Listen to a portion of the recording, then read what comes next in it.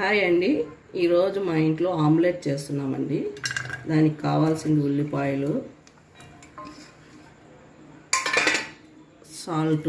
Salt చూసి వేసుకోవాలండి, ఉప్పు ఎక్కువ అయితే తినలేరు. పసుపు, మిరియాల పొడి వేసి బాగా మిక్స్ చేసుకోవాలండి.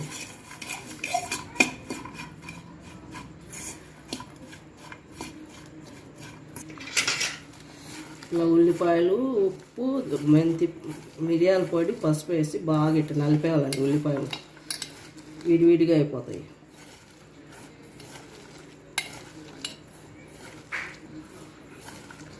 ఆమ్లెట్ అప్పుడు టేస్ట్గా ఉంటుందండి. ఇది పచ్చిమిర్చి, కొత్తిమీర అండి. ఇవి కూడా ఇలా బాగా కలిపేవాలి.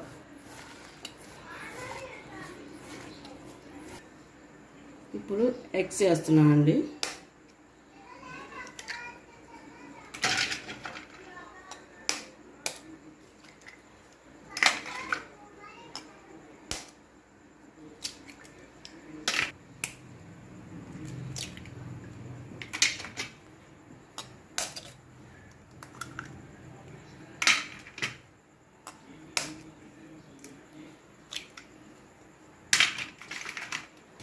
ఇప్పుడు బాగా ఇట్లా నురుగు వచ్చిందాక ఎగ్ బాగా కలబెట్టాలండి.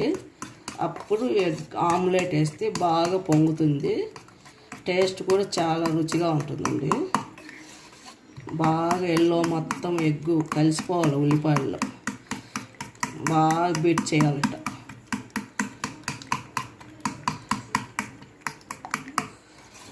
ఏదో ఆమ్లెట్ వేసినామా కాల్చినామని కాదండి, ఇలా బాగా కలిపే దాంట్లోనే ఉంటుంది. ఆమ్లెట్ పొంగుతుంది బాగా స్పాంజీ లాగా. ఇప్పుడు పెనం వేడైందండి. పెనం మీద ఆయిల్ వేసుకొని